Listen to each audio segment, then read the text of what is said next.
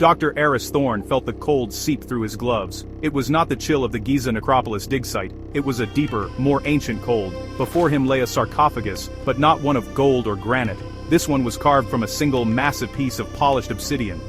It was unmarked. It was impossible. The material was not native to Egypt, and the technology to shape it with such precision should not have existed 5 millennia ago.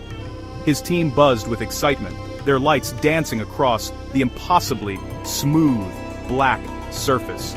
Thorn, however, felt a primal sense of dread. This discovery was wrong. It defied everything he knew. His heart pounded against his ribs, a frantic drum in the silent tomb. He ran a gloved hand over the lid. His fingers traced a nearly invisible seam. With a gentle push, a section of the obsidian slid open, revealing not a mummy, but a single object. It was a bronze astrolabe, intricate and complex. But it was the inscription on its outer ring that stole the air from his lungs. The symbols were not hieroglyphs.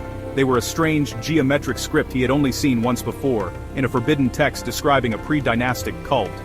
A cult that worshipped the darkness between the stars. A cult known only as the Keepers of the Void. The astrolabe was a key. Thorn knew it instinctively. Its interlocking rings and strange constellations were more than just a map of the sky. They formed a cipher, a message left behind by a forgotten power. He carefully lifted the device. It was cold to the touch, unnaturally so.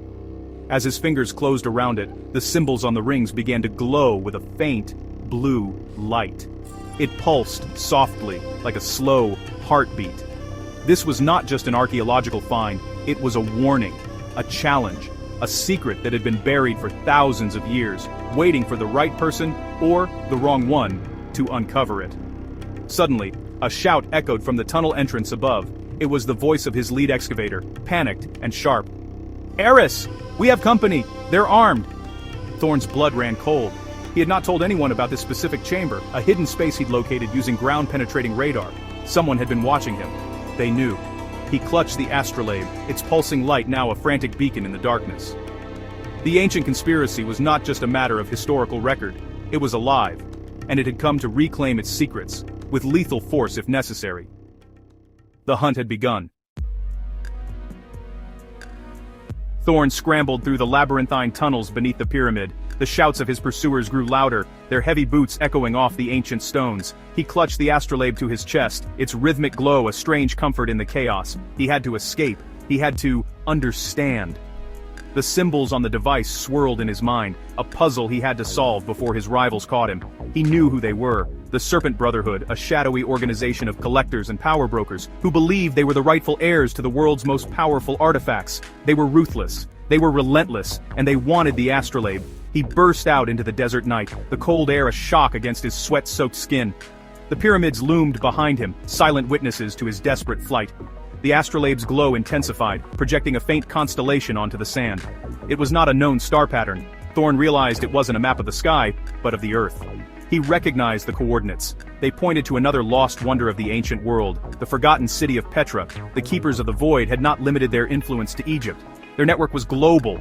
It was an empire of secrets, hidden in plain sight across the cradles of civilization. Days later, Thorn stood before the magnificent treasury of Petra, its facade carved into the rose-red cliffs. Tourists milled about, oblivious to the hidden war being waged around them.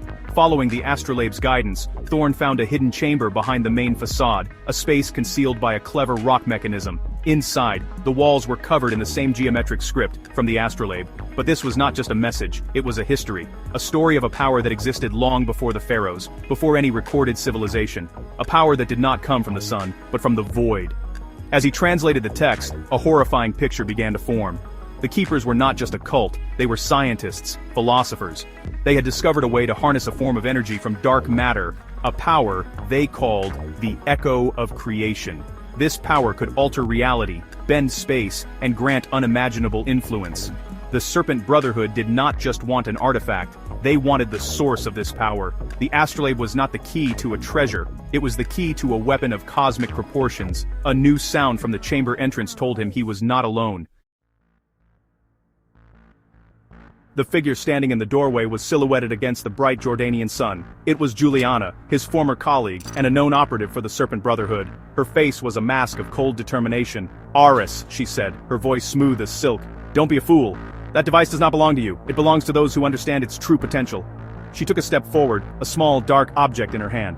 Thorn knew it was not a weapon for negotiation. He was trapped. The ancient text at his back, a deadly rival before him. The secrets of the past were about to collide with the violence of the present. "You don't understand what this is, Juliana," Thorn pleaded, his mind racing. "This isn't just power. It's a cataclysm waiting to happen. The Keepers hid it for a reason." Juliana simply laughed, a cold, empty sound that echoed in the stone chamber. The Keepers were weak. They feared what they couldn't control. "We have no such fear." She raised her hand, and Thorn braced himself, but instead of an attack, she activated her own device. It was a resonator. The chamber began to hum, the symbols on the walls glowing with the same blue light as the astrolabe, but brighter, more intense. The light pulsed violently and the stone floor beneath them began to tremble. A section of the wall slid away, revealing a dark descending staircase. Juliana gestured with her resonator. "After you, Doctor?" The Brotherhood is eager to see what lies at the heart of this ancient web. Thorn had no choice. He descended into the suffocating darkness, the astrolabe now feeling impossibly heavy in his hands. The air grew thick with the smell of ozone and something else, something metallic and alien. The whispers of the Keepers seemed to echo from the walls, warnings of a power that consumed all light. The staircase opened into a vast, spherical cavern. At its center, suspended in a crackling field of energy, was a pulsating orb of pure darkness. It was a miniature black hole, contained by technology that defied comprehension. This was the source, the echo of creation. It was beautiful and terrifying. Juliana's eyes widened with avarice. "Magnificent," she whispered, "the power to remake the world." Thorn knew then that the Serpent Brotherhood could not be allowed to possess this. He had to find a way to honor the Keeper's warning, even if it meant making the ultimate sacrifice. "They weren't hiding it," Thorn said, his voice barely a whisper. The revelation hit him with the force of a physical blow. He turned to face Juliana, whose attention was fixated on the orb of darkness. They weren't protecting it, they were containing it. Juliana scoffed, raising her resonator to interface with the energy field. "Semantics, Aris. We will succeed where they failed." But as the resonator's frequency touched the containment field, the orb of darkness did not stabilize. It flared. The humming in the cavern became a deafening roar, and cracks of dark energy snaked across the containment field. Thorn looked at the astrolabe in his hands. The symbols were no longer just a map or a cipher. They were instructions. A shutdown sequence. The Keepers of the Void knew that one day their containment might fail. They knew someone like the Serpent Brotherhood might come. The astrolabe was not a key to unlock the power. It was a key to destroy it. It was a failsafe. He raced towards the control pedestal at the edge of the containment field, Juliana screaming at him to stop. He slammed the astrolabe onto the console. The device locked into place with a resounding click. The rings on the astrolabe began to spin wildly, faster and faster, a blur of bronze and blue light. The orb of darkness pulsed violently, shrinking and expanding. The entire cavern shook, and stones began to fall from the ceiling. Juliana fired her weapon at him, but the shot went wide as the ground buckled. Thorn held his ground, his hands on the spinning device, following the final sequence. The Keepers weren't just scientists, they were guardians. They had sacrificed their place in history to protect humanity from a power it was not ready for, a power that did not create, but consumed. The orb imploded with a flash of blinding white light and a wave of absolute silence. When Thorn could see again, the cavern was dark. The orb was gone. Juliana was gone, likely vaporized. He was alone in the silent ruins. As he stood there, catching his breath, he noticed the walls. The white flash had revealed something new. The geometric symbols were gone, replaced by familiar images. Cave paintings.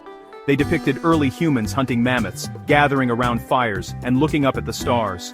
But in every painting, beside the familiar figures, were taller, more slender beings, pointing at the sky, teaching. The final shocking revelation fell into place.